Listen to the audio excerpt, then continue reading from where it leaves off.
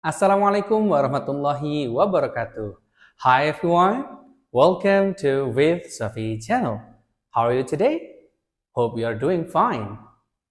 Ada yang masih belum tahu apa itu causative verb? Let's discuss about it.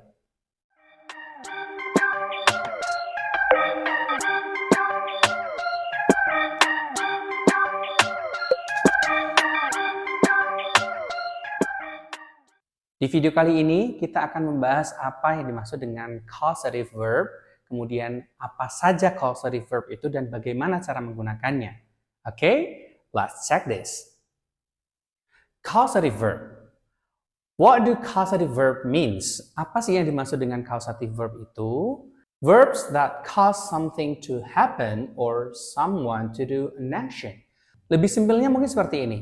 Jadi yang namanya causative verb itu adalah kata yang bermakna menyuruh. Nah, enaknya bilang seperti itu ya. Jadi misal meminta sesuatu untuk dilakukan atau seseorang untuk melakukan sesuatu. Jadi seperti itu. What are causative verbs? Causative verbs itu ada apa saja sih? Ada have, got, make, dan let. Sebenarnya causative verbs di beberapa referensi ada banyak sekali jenisnya. Ada help, ada want, ada juga force, dan sebagainya. Cuman kita di sini di channel ini kita hanya akan membahas tentang have, got, make, dan let. Why? Because commonly those are words that usually used for causative verb. Oke? Ini biasanya yang paling sering dipakai. Oke. Lantas, how to use causative verbs? Bagaimana cara kita menggunakan causative verbs? Nah, yang pertama adalah asking someone to do something. Meminta seseorang untuk melakukan sesuatu. Artinya adalah yang diminta untuk melakukan sesuatu adalah seseorang. Jadi orang meminta bantuan orang lain. Biasanya konotasinya ini karena ada pembayaran jasa. Jadi kita membayar seseorang untuk melakukan sesuatu atau memang tanpa bayaran. Artinya adalah tanpa adanya layanan. Ya, yang penting bermakna meminta. Nah, seperti itu. Jadi kalau meminta seseorang untuk melakukan sesuatu ya umumnya akan mendapatkan some money. Now let's see the forms. Sekarang kita lihat polanya. Yang paling sering digunakan untuk asking someone to do something adalah have sama get, ya. Kemudian have diikuti oleh someone artinya adalah diikuti oleh orang. Nah, nanti di sini berupa orang. Kemudian diikuti oleh verb satu. Kalau have pasangannya have someone, kemudian verb satu atau bare infinitive. Kemudian ada got diikuti oleh someone atau orang, diikuti oleh to infinitive. To infinitive itu apa sih? To ditambah verb satu. Itu namanya to infinitive. Ya. The examples. I have my employees finish their work on time. Maknanya I have, ini bukan bermakna saya punya ya, tidak, tapi saya meminta.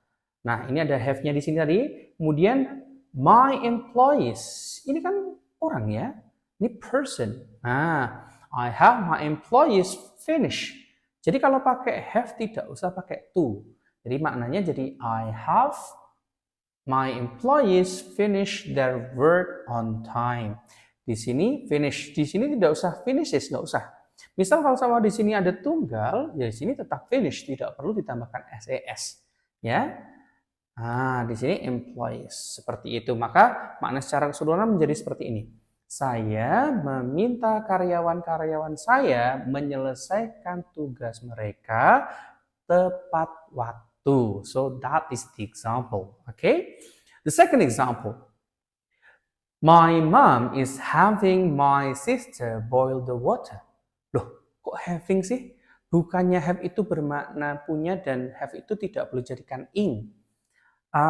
Jadi seperti ini. Pada dasarnya have itu mempunyai banyak makna. Nah, untuk causative verb ini dia tidak bermakna mempunyai, melainkan menyuruh ya atau meminta. Nah, di sini boleh pakai apapun tensesnya. Mau pakainya ing boleh, pakai verb 2 boleh, mau pakai verb 3 boleh, as long as it is understandable. Selama bisa dipahami tidak masalah, ya. Nah, misal my mom is having, berarti mama atau ibuku meminta. Nah, walaupun di sini pakainya is having, di sini tidak bermakna sedang mempunyai. Nah, bukan itu ya. Tapi have ini boleh diganti-ganti dengan banyak tenses apapun. Have, get juga seperti itu ya. Kemudian ada my sister, ini kan orang ya. This one is person atau someone. Nah, kalau have lagi-lagi setelah sister di sini tidak usah ditambahkan s, tidak usah. Ya, tapi langsung my sister boil the water. Jadi my mom is having my sister boil the water. Ibu meminta adik perempuan saya merebus air. Yang merebus siapa? Ibu atau adik? Adik perempuan. Ya, yang contoh nomor 1 juga begitu. I have my employees finish their work on time. Yang finish their work siapa? Employees, bukan I. Okay? The third example. He will get Andika to clean his house there. Ini sedikit berbeda dengan yang ada pada have. Jadi kalau get itu polanya get someone to infinitive. Jadi nanti get diikuti oleh orang, setelah itu to infinitive ada to sama verb satunya. He will get Andika. Pakai will nggak masalah pakai will, so it's totally fine ya. Pakai get, kemudian setelah get di sini ada orang. Nah, Andika ini kan orang ya, person. Diikuti oleh to clean. Jadi kalau get polanya ditambahi atau didahului oleh to, bukan clean. Jadi nggak bisa kita bilangnya he will get Andika clean his house there. Ya, umumnya kita menggunakan to atau menggunakan to infinitive. So he will get Andika to clean his house there. Yang membersihkan rumahnya siapa? Andika atau he? Andika. Berarti yang membersihkan rumahnya, berarti maknanya jadi dia akan meminta Andika untuk membersihkan rumahnya yang ada di sana. Yang bersih-bersih siapa? Andika atau si he? Andika.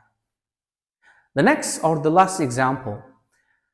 The president gets his staffs to hold a conference. Bapak Presiden meminta staf-stafnya untuk mengadakan konferensi. Maka nanti di sini, ini Mr. President pakainya gets. Ya, nggak masalah pakai gets ya, mau pakai will, mau pakai has juga nggak masalah. Kemudian his staffs, ini his staffs ini kan person atau someone. Kemudian jangan lupa diikuti oleh to hold a conference, seperti itu.